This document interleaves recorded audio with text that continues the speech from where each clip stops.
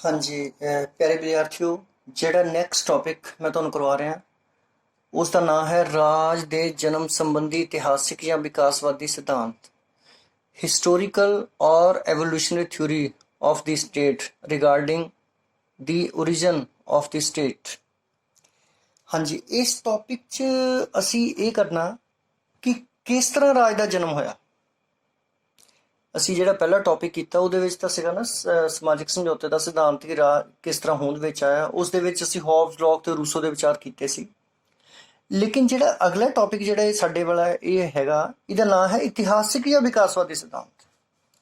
ਇਸ ਦਾ ਮਤਲਬ ਹੈ ਕਿ ਇਤਿਹਾਸਿਕ ਤੌਰ ਤੇ ਰਾਜ ਦਾ ਜਨਮ ਕਿੱਦਾਂ ਹੋਇਆ, ਕਿਸ ਤਰ੍ਹਾਂ ਡਿਵੈਲਪ ਹੋਇਆ। ਵਿਕਾਸਵਾਦੀ ਸਿਧਾਂਤ ਦਾ ਮਤਲਬ ਵੀ ਇਹੀ ਹੁੰਦਾ ਹੈ ਕਿ ਕਿਸ ਤਰ੍ਹਾਂ ਰਾਜ ਦਾ ਸਟੈਪ ਬਾਈ ਸਟੈਪ ਡਿਵੈਲਪਮੈਂਟ ਹੋਈ।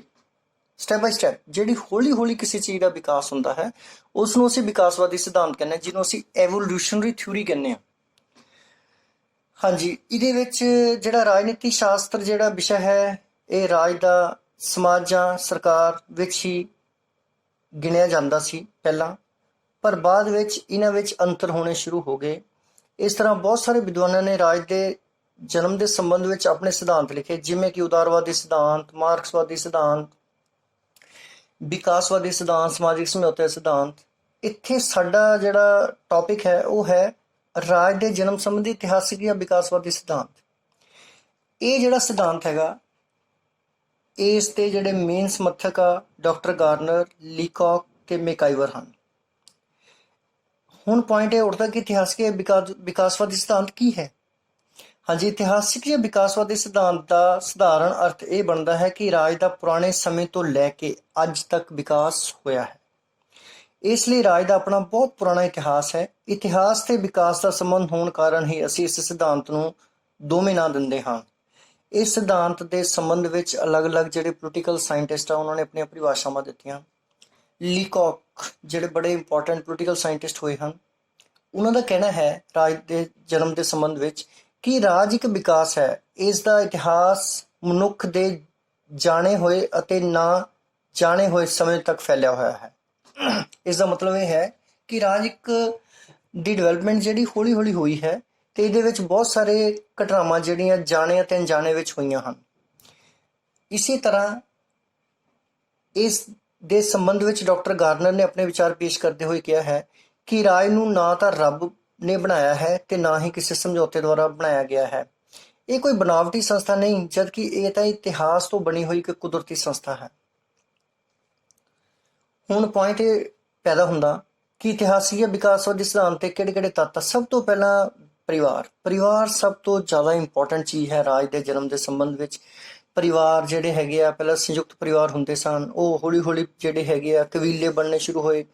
ਉਸ ਤੋਂ ਬਾਅਦ ਪਿੰਡ ਜਾਂ ਸ਼ਹਿਰ ਬਣਨੇ ਸ਼ੁਰੂ ਹੋ ਗਏ। ਇਸ ਤਰ੍ਹਾਂ ਰਾਜ ਦਾ ਜਿਹੜਾ ਵਿਕਾਸ ਹੈ ਸ਼ੁਰੂ ਤੋਂ ਪਰਿਵਾਰ ਦੇ ਨਾਲ ਹੋਇਆ ਹੈ। ਸੈਕੰਡ ਪੁਆਇੰਟ ਆ ਜੀ ਰੀਤੀ ਰਿਵਾਜ। ਕਸਟਮ ਤੁਹਾਨੂੰ ਪਤਾ ਹੈ, ਰੀਤੀ ਰਿਵਾਜ ਜਿਨ੍ਹਾਂ ਨੂੰ ਅਸੀਂ ਮੰਨਦੇ ਆ ਰਹੇ ਹਾਂ ਲੇਕਿਨ ਜਿਨ੍ਹਾਂ ਦੇ ਪਿੱਛੇ ਕਾਨੂੰਨੀ ਸ਼ਕਤੀ ਨਹੀਂ ਹੈ। ਇਹ ਰੀਤੀ ਰਿਵਾਜ ਵੀ ਸਮੇਂ ਦੇ ਅਨੁਸਾਰ ਚੱਲਦੇ ਰਹੇ ਹਨ। ਇਸ ਤਰ੍ਹਾਂ ਹੌਲੀ ਹੌਲੀ ਜਿਹੜਾ ਰਾਜ ਦੀ ਡਿਵੈਲਪਮੈਂਟ ਜਿਹੜੀ ਹੁੰਦੀ ਰਹੀ। ਨੈਕਸਟ ਆ ਧਰਮ। ਹਾਂਜੀ, ਧਰਮ ਦਾ ਜਿਹੜਾ ਹੈ ਪੁਰਾਣੇ ਸਮੇਂ ਵਿੱਚ ਬਹੁਤ ਹੀ ਇੰਪੋਰਟੈਂਟ ਰੋਲ ਰਿਹਾ ਹੈ। ਪ੍ਰੋਫੈਸਰ ਗੈਟਲ ਜਿਹੜੇ ਸਨ ਉਹ ਕਹਿੰਦੇ ਸੀ ਧਰਮ ਨੂੰ ਜਿਹੜਾ ਰਾਜ ਦੇ ਵਿਕਾਸ ਲਈ ਇੱਕ ਬਹੁਤ ਹੀ ਜ਼ਰੂਰੀ ਤੱਤ ਮੰਨਿਆ ਜਾ ਸਕਦਾ ਹੈ, ਕਿਉਂਕਿ ਪੁਰਾਣੇ ਸਮੇਂ ਵਿੱਚ ਵਿਅਕਤੀ ਜੰਗਲੀ ਜੀਵਨ ਬਤੀਤ ਕਰਦਾ ਸੀ। ਉਸ ਸਮੇਂ ਤੋਂ ਹੀ ਉਸਨੇ ਧਰਮ ਦਾ ਜਿਹੜਾ ਕਨਸੈਪਟ ਆਉਣਾ ਸ਼ੁਰੂ ਹੋ ਗਿਆ। ਉਸਨੇ ਦੇਵੀ ਦੇਵਤਿਆਂ ਦੀ ਪੂਜਾ ਕਰਨੀ ਸ਼ੁਰੂ ਕਰ ਦਿੱਤੀ। ਇਸ ਤਰ੍ਹਾਂ ਧਾਰਮਿਕ ਗੁਰੂ ਫਿਰ ਬਾਅਦ ਵਿੱਚ ਪੈਦਾ ਹੋਣੇ ਸ਼ੁਰੂ ਹੋ ਗਏ। ਇਸ ਨਾਲ ਬਹੁਤ ਸਾਰੇ ਵਿਅਕਤੀ ਨੇ ਧਰਮ ਮੰਨਣਾ ਸ਼ੁਰੂ ਕਰ ਦਿੱਤਾ ਤੇ ਧਰਮ ਜਿਹੜਾ ਹੈ ਰਾਜ ਦੇ ਵਿਕਾਸ ਵਿੱਚ ਇੱਕ ਬਹੁਤ ਹੀ ਇੰਪੋਰਟੈਂਟ ਤੱਤ ਦੇ ਰੂਪ ਵਿੱਚ ਸ਼ਾਮਲ ਹੋਇਆ। ਸ਼ਕਤੀ ਮਤਲਬ ਕੋਈ ਵੀ ਕੰਮ ਕਰਵਾਉਣ ਦੀ ਜਿਹੜੀ ਸ਼ਕਤੀ ਹੁੰਦੀ ਹੈ ਉਸਨੂੰ ਅਸੀਂ ਪਾਵਰ ਕਹਿੰਦੇ ਹਾਂ। ਕਈ ਵਿਦਵਾਨਾਂ ਦਾ ਕਹਿਣਾ ਹੈ ਕਿ ਕੁਦਰਤੀ ਹਾਲਾਤਾਂ ਵਿੱਚ ਮਾਈਟ ਇਜ਼ ਰਾਈਟ ਦਾ ਸਿਧਾਂਤ ਸੀ ਤੇ ਇਸ ਨਾਲ ਜਿਹੜਾ ਹੈ ਬਹੁਤ ਸਾਰੇ ਜਿਹੜੇ ਰਾਜਿਆਂ ਅਤੇ ਮਹਾਰਾਜਿਆਂ ਨੇ ਜਿਹੜੇ ਹੈਗੇ ਆਪਣੇ ਕੋਲ ਸ਼ਕਤੀਆਂ ਇਕੱਠੀਆਂ ਕਰਨੀਆਂ ਸ਼ੁਰੂ ਕਰ ਦਿੱਤੀਆਂ ਤੇ ਇਸ ਤੋਂ ਬਾਅਦ ਨੇਤਾਗਿਰੀ ਆ ਗਈ। ਨਾਗਰਿਕਾਂ ਦੀ ਭੂਮਿਕਾ ਜਿਹੜੀ ਉਹ ਵੀ ਕਾਫੀ ਜ਼ਿਆਦਾ ਇੰਪੋਰਟੈਂਟ ਹੋਣੀ ਸ਼ੁਰੂ ਹੋ ਗਈ। ਇਸ ਤਰ੍ਹਾਂ ਸ਼ਕਤੀਸ਼ਾਲੀ ਵਿਅਕਤੀ ਜਿਹੜਾ ਸੀਗਾ ਉਹਨੇ ਆਪਣੇ ਹੁਕਮ ਚਲਾਉਣੇ ਸ਼ੁਰੂ ਕਰ ਦਿੱਤੇ, ਜਿਸ ਨਾਲ ਰਾਜ ਜਿਹੜਾ ਹੌਲੀ ਹੌਲੀ ਡਿਵੈਲਪ ਹੋਣਾ ਸ਼ੁਰੂ ਹੋ ਗਿਆ। ਨਿੱਜੀ ਸੰਪਤੀ ਦਾ ਵੀ ਬੜਾ ਇੰਪੋਰਟੈਂਟ ਰੋਲ ਹੈ ਜੀ। ਨਿੱਜੀ ਸੰਪਤੀ ਜਿਹੜੀ ਹੈਗੀ ਆ, ਲੋਕਾਂ ਨੇ ਪਹਿਲਾਂ ਆਪਣੀ ਸੰਪਤੀ ਬਣਾਉਣੀ ਸ਼ੁਰੂ ਕਰ ਦਿੱਤੀ। ਪਹਿਲਾਂ ਪਸ਼ੂ ਰੱਖਣੇ ਸ਼ੁਰੂ ਕਰ ਦਿੱਤੇ। ਹੌਲੀ ਹੌਲੀ ਜਗ੍ਹਾ ਜਿਹੜੀ ਹੈਗੀ ਆ ਰੱਖਣੀ ਸ਼ੁਰੂ ਕਰ ਦਿੱਤੀ, ਉੱਥੇ ਖੇਤੀ ਕਰਨੀ ਸ਼ੁਰੂ ਕਰ ਦਿੱਤੀ। ਇਸ ਤਰ੍ਹਾਂ ਜਿਹੜਾ ਰਾਜ ਹੌਲੀ ਹੌਲੀ ਹੌਲੀ ਡਿਵੈਲਪ ਹੁੰਦਾ ਗਿਆ ਤੇ ਉਹ ਜਿਹੜਾ ਮਾਡਰਨ ਰੂਪ ਤੱਕ ਪਹੁੰਚ ਗਿਆ। ਰਾਜਨੀਤੀ ਗਿਆਨ ਜਿਹੜਾ ਹੈ, ਰਾਜਨੀਤੀ ਗਿਆਨ ਵੀ ਇੱਕ ਬੜੀ ਇੰਪੋਰਟੈਂਟ ਚੀਜ਼ ਹੈ। ਰਾਜਨੀਤੀ ਗਿਆਨ ਦੁਆਰਾ ਹੀ ਜਿਹੜਾ ਹੈਗਾ ਰਾਜ ਜਿਹੜਾ ਹੈ ਹੌਲੀ ਹੌਲੀ ਹੋਂਦ ਵਿੱਚ ਆਇਆ। ਲੋਕਾਂ ਨੇ ਪੁਰਾਣੇ ਸਮੇਂ ਤੋਂ ਹੀ ਰਾਜਤੰਤਰ ਦਾ ਜਿਹੜਾ ਹੈ ਦਾ ਗਿਆਨ ਪਤਾ, ਰਾਜਤੰਤਰ ਬਾਰੇ ਗਿਆਨ ਦੇ ਬਾਰੇ ਜਾਣਕਾਰੀ ਮਿਲਣੀ ਸ਼ੁਰੂ ਹੋ ਗਈ। ਇਸ ਤੋਂ ਬਾਅਦ ਰਾਜਤੰਤਰ ਤੋਂ ਬਾਅਦ ਫਿਰ ਲੋਕਤੰਤਰ ਆਉਣਾ ਸ਼ੁਰੂ ਹੋ ਗਿਆ। ਲੋਕਾਂ ਨੂੰ ਅਧਿਕਾਰਾਂ ਦੇ ਬਾਰੇ ਪਤਾ ਲੱਗਣਾ ਸ਼ੁਰੂ ਹੋ ਗਿਆ, ਜਿਸ ਨਾਲ ਜਿਹੜਾ ਰਾਜ ਹੈ ਉਹ ਹੋਰ ਵੀ ਇੰਪੋਰਟੈਂਟ ਹੋ ਗਿਆ। ਹਾਂਜੀ, ਕਨਕਲੂਜ਼ਨ ਜਿਹੜਾ ਹੈ, ਨਿਸ਼ਕਰਸ਼ ਇਹੀ ਹੈ ਕਿ ਰਾਜ ਦਾ ਜਿਹੜਾ ਜਨਮ ਹੈ ਇਹ ਬਹੁਤ ਹੀ ਲੰਬੇ ਵਿਕਾਸ ਦੀ ਪ੍ਰਕਿਰਿਆ ਹੈ। ਇਸ ਦੇ ਵਿੱਚ ਬਹੁਤ ਸਾਰੇ ਤੱਤਾਂ ਨੇ ਰੋਲ ਪਲੇ ਕੀਤਾ, ਜਿਵੇਂ ਕਿ ਪਰਿਵਾਰ ਹੈ, ਰੀਤੀ ਰਿਵਾਜ ਹੈ, ਧਰਮ ਹੈ, ਸ਼ਕਤੀ ਹੈ, ਨਿੱਜੀ ਸੰਪਤੀ ਹੈ, ਰਾਜਨੀਤੀ ਗਿਆਨ ਹੈ। ਇਹ ਸਾਰੇ ਤੱਤ ਸਮੇਂ ਦੇ ਅਨੁਸਾਰ ਜਿਹੜੇ ਹੈ ਆਪਣਾ ਰੋਲ ਪਲੇ ਕਰਦੇ ਰਹੇ ਤੇ ਰਾਜ ਜਿਹੜਾ ਵਿਕਾਸਵਾਦੀ ਸਿਧਾਂਤ ਜਿਹੜਾ ਇਸ ਤਰ੍ਹਾਂ ਹੌਲੀ ਹੌਲੀ ਉਹਨਾਂ ਦੇ ਅਨੁਸਾਰ ਰਾਜ ਜਿਹੜਾ ਬਣਦਾ ਗਿਆ। Thank you.